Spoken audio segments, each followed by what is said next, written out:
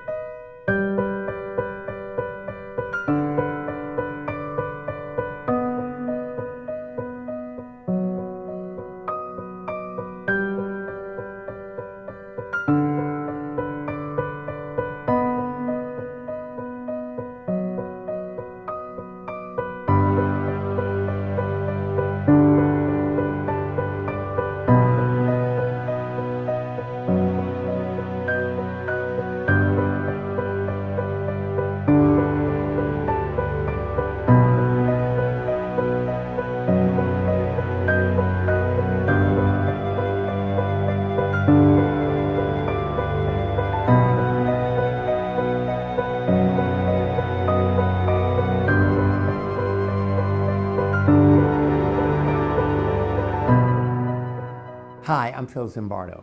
I am the founder and president of the Heroic Imagination Project, and when I'm not talking about good and evil, I'm talking about the impact of technology on young men everywhere in the world, which I illustrated in my book, Man Disconnected. And there's an American version coming out next month called Man Interrupted, which I did with Nikita Kolum, my young co-author. Well, see, I mean, the problem is we now live in a world of technology, that we have our cell phone. People are walking down the street in America with a Starbucks coffee and a cell phone plugged into their ears. You see bunches of kids, teenagers, sitting around. No one's talking to each other. They're all on their cell phone, or they're watching a YouTube video. So technology has taken over. The danger is getting addicted to it. That it's just too easy for young people to live in a virtual world and give up the social world, the real world, because it provides so much entertainment with YouTube videos. You know, everybody does endless Google searches, and now, of course, the big media, Amazon.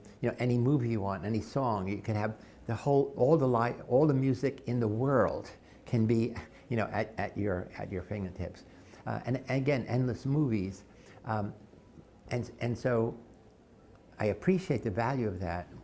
My alarm that I'm sounding in this book is that for men who've grown up in the internet generation, maybe it's up to age 29 now. I mean, meaning when they were little kids, they were accessing internet.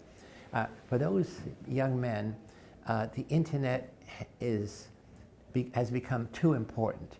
I mean, important enough so it replaces much of the real life connected with real people. So the two things I focus on are video games and online free pornography. And now they're almost like, for me, a twin evil. There's nothing wrong with either of them. The problem is when you do it either in excess and when you do them in social isolation. For me, that's the twin killer. You're all alone, 5, 6, 8, 10 hours every day, every night, in your room, playing video games, watching pornography, and you're not interacting, you're not socializing. And so for many young men, they never learn social communication. They don't know how to carry on a conversation. Literally, we know if you programmed your computer or robots to carry on a conversation, there are 1,000 algorithms, 1,000 rules you have to learn. And you only learn how to talk to people and feel comfortable doing it by observing others and by practicing and getting feedback. They don't observe others, they don't practice, and so they feel awkward. And when you feel awkward, then you avoid it. So I'm arguing it's a new kind of shyness. That is, the old shyness was, that I had studied for many years, was a fear of rejection. Now it's you don't know what to do. So it's not fear of rejection. It's like It's almost as if you're in a foreign land and you don't know the language, and you don't know how to ask where the loo is. So it's really that. Now, we do know that there is lots of research that says playing video games in moderation can have positive cognitive effects. Builds up sense of mastery, eye-hand coordination. So it's really, when does a moderate amount become excessive? Now, some people argue it's really not the number. It's not like, gee, when you do 10 hours. It's really becomes addictive when you prefer to do that than anything else. You would rather be playing video games than hanging out with your friends, than being in school, than playing sports, than being out in nature. So it becomes all-consuming, and when you're not playing video games, when you're at a family dinner or when you're in class, you wish you were there. And now, now again, video games are designed by men for men and for boys. So it's obviously, it is possible to have more socially redeeming game. I'm not even talking about violent game. I'm not saying, video games are bad because they're violent. I'm saying set that aside. Games can be designed that are socially redeeming. Games can be designed that promote good causes like conservation, sustainability. And games could be designed where there are two or more people physically present, like you're a pilot and this is your navigator or your co-pilot.